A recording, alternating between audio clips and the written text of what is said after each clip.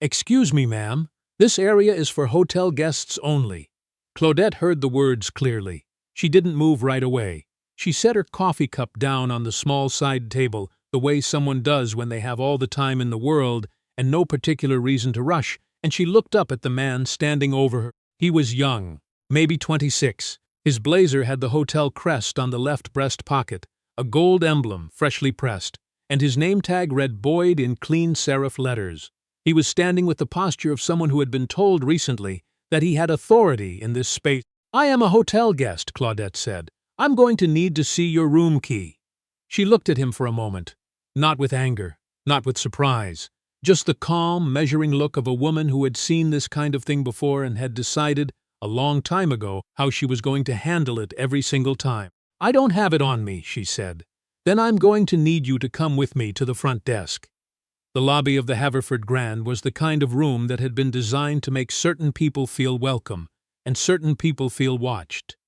30-foot ceilings, Italian marble floors, a floral arrangement in the center that cost more per week than most people's car payments. At 11:15 on a Tuesday morning in early March, it was occupied by a handful of businessmen checking out, 2 women with shopping bags near the elevator bank, and a family dragging rolling luggage toward the revolving door, and Claudette Osei, sitting in one of the cream-upholstered chairs by the window, in a navy cardigan and flat shoes, her reading glasses on, a legal brief open in her lap. She was 51 years old. She wore no jewelry except small gold studs in her ears. Her hair was natural, pulled back. She had flown in from Washington, D.C. the night before, taken a long bath, ordered room service, slept 8 hours, and come down to the lobby at 9 to have coffee and read before her 11:30 meeting.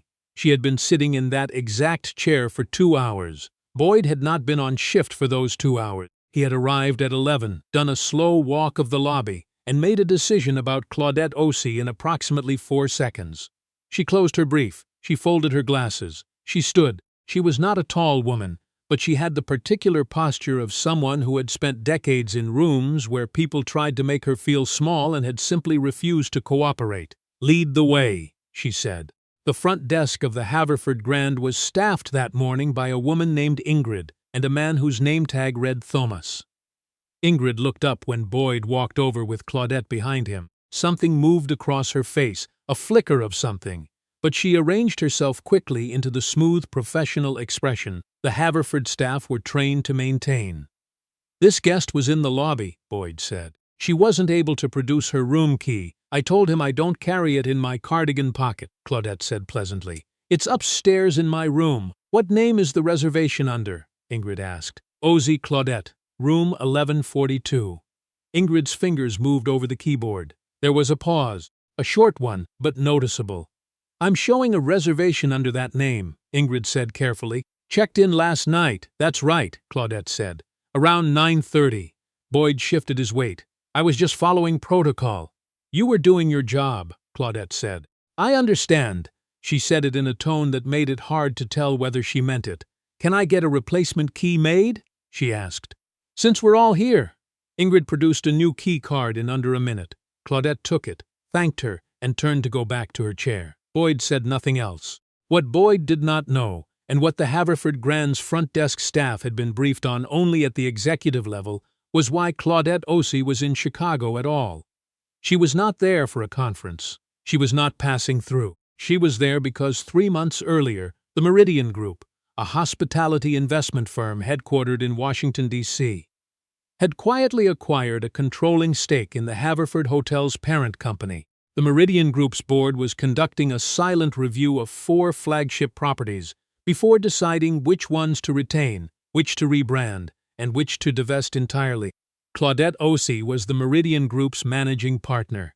She had been doing this for 23 years, walking into properties unannounced, sitting in lobbies, eating in restaurants, riding elevators, watching. She dressed the way she dressed because she had learned, early in her career, that the way a property treated a black woman in a navy cardigan with no visible symbols of wealth told you more about that property's culture than any audit report ever could. She had a legal brief in her lap because she always had a legal brief in her lap.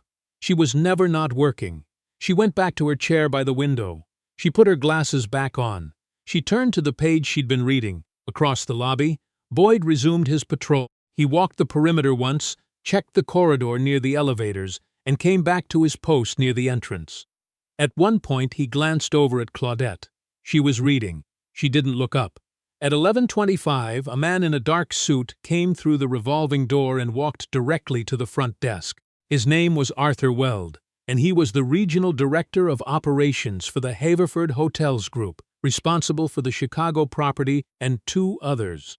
He had been called to this meeting with 24 hours' notice and told only that a representative from the new ownership group would be present. He did not know what that representative looked like. Ingrid pointed him toward the woman in the cream chair by the window. Arthur Weld was 60 years old. He had been in the hospitality industry for 35 of those years. He had a practiced handshake, a practiced smile, and a practiced way of walking across a lobby that communicated competence and ease. He crossed the marble floor and extended his hand. "Miss O.C., Arthur Weld, it's a pleasure." Claudette stood and shook his hand. "Thank you for making time on short notice." "Of course. Shall we use the conference room? I've had it prepared." "Let's stay here for a moment," she said, and sat back down. "I like the lobby." He sat across from her in the adjacent chair. He was smiling, but his eyes were doing the particular kind of work that experienced people do when they're trying to quickly read a situation. "How was your stay last night?" he asked. "Comfortable," she said. "The room was excellent. The bath products are better than the last time I was here." She paused. "I was here 3 years ago. Different reason. We've done a full renovation of the guest rooms since then," he said. "Floors 10 through 14 were completed last spring. I noticed," she said. "The room is lovely." She let a beat pass. "I did have an experience this morning," she said, "that I want to mention." Arthur Weld's smile stayed exactly where it was. "Of course, I was sitting in this chair from 9 o'clock onward. Your shift change happened at 11. At 11:15, one of your security staff approached me and asked me to prove I was a hotel guest." She glanced toward the entrance. "His name tag," said Boyd. Arthur followed her glance. Boyd was standing near the door, hands clasped, looking out through the glass. "He asked you for your room key," Arthur said. It was not quite a question. "He did. I didn't have it on me. He escorted me to the front desk." She paused. "I was the only person sitting in this lobby at that time who was approached." Arthur Weld was quiet for a moment. The practiced smile had not moved, but something behind it was recalibrating. "Miss O.C.," he began. "I want to be clear," she said, "that I'm not raising this to put anyone in a difficult position. I'm raising it because it's exactly the kind of thing I need to understand about this property." She folded her hands. "I've been doing acquisition reviews for a long time, Mr. Weld. The numbers tell me a lot. The lobby tells me the rest." He nodded slowly. "There were 5 other people sitting in this lobby between 9 and 11, she said. "I watched them come and go. Nobody asked any of them to prove they belonged here." She said it without heat, without drama, just as a fact placed on the table between them, where it would have to be dealt with. Arthur Weld said, "I understand. What I'd like to know," she said, "is whether this is a Boyd problem or a Haverford problem." He was quieted again, longer this time. Outside the window, the city moved in its ordinary way. A cab pulled up. A woman in a long coat walked past without looking in. A delivery truck idled at the curb. "I'd like to speak with Boyd," Arthur said. "I think that's the right next step," Claudette said. Boyd was called over by Thomas at the front desk. He came across the lobby with his chin up and his hands still clasped, the way someone walks when they're trying to decide whether they're in trouble. He stopped a few feet from where Claudette and Arthur were sitting. He looked at Arthur. He had not registered yet who Claudette was. "Boyd," Arthur said, "I'd like you to meet Claudette O.C. She's the managing partner of the Meridian Group." A pause. The particular kind of pause that happens when a sentence needs a moment to land. Boyd's eyes moved to Claudette. She looked back at him, calm and direct. "The Meridian Group," Arthur continued, "acquired a controlling stake in Haverford Hotels in December. Ms. O.C. is here conducting a property review." Boyd said nothing. "You spoke with her this morning," Arthur said. "In this lobby." Boyd started, stopped. "I'm not here to embarrass you," Claudette said. Her voice was even. "I want to ask you one question, and I'd like an honest answer." He looked at her. "When you approached me this morning, what did you see?" The lobby was not quiet. There was ambient sound, the front desk, the distant elevator chime, the revolving door. But in the small triangle of space between the three of them, there was a hush. Boyd's jaw moved. He was young enough that he hadn't yet learned to make his face completely neutral when he needed it to be. "I saw someone sitting alone," he said. "Not doing anything." "I was reading," she said. "I know," he said. He stopped again. "Were there other people sitting in the lobby at that time?" Arthur asked. Boyd didn't answer immediately. "There was a man by the business center," he said finally. "And a couple near the elevators. Did you ask them to show their room keys?" "Silence." Arthur said. "No," Boyd said. "I didn't." "Why not?" Claudette asked. The question sat there. Boyd looked at the floor for a moment and then back up. He was not going to answer it honestly. Claudette saw. Not because he was a liar, but because he was 26 and standing in a marble lobby with his regional director and the woman who held his employment in her hands. And the honest answer was one he probably hadn't even fully said to himself yet. "I don't know," he said. Claudette nodded once. "Thank you for being straightforward about that." She looked at Arthur. Arthur looked at her. "I'll handle this from here," Arthur said to Boyd. "Go ahead and take your break." Boyd walked away. His posture was different than when he'd walked over. The meeting with Arthur Weld lasted 2 hours. They moved to the conference room eventually, where Arthur had prepared binders with occupancy data, revenue figures, staff retention numbers, guest satisfaction scores. He was good at his job. The property was, by most measurable metrics, performing well. Claudette went through the materials methodically. She asked specific questions. She listened to his answers. She wrote very little down, which Arthur noticed and which made him, she could tell, slightly more careful with each subsequent thing he said. At 1:30 they ordered lunch brought in. At 2:45 Claudette closed the last binder and set it on the stack. "The property is strong," she said. "Your F&B numbers are better than I expected. The renovation investment is tracking." Arthur nodded. "The guest experience is inconsistent," she said.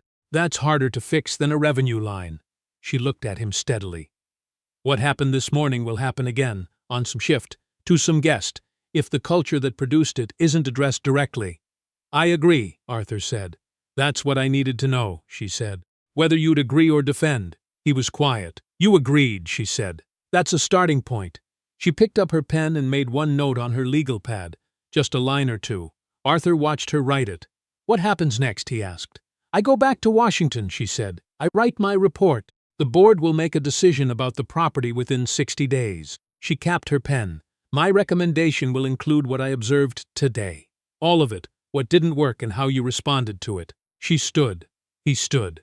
"Mr. Weld," she said, "I've reviewed 43 properties in my career. The ones that don't make it aren't usually the ones with bad numbers. They're the ones where leadership thinks the numbers are the whole story." She picked up her brief and her notepad. "Thank you for your time," she said. He shook her hand. "Thank you for yours." At 3 o'clock, Claudette Otzi took the elevator back to the 11th floor and walked the carpeted corridor to room 1142. She set her things down on the desk. She stood at the window for a moment. Chicago in March. The lake was gray-green and flat. The traffic on Michigan Avenue moved in its usual patient crawl. The city did what it always did, kept going, without regard for any particular human drama unfolding inside any particular building.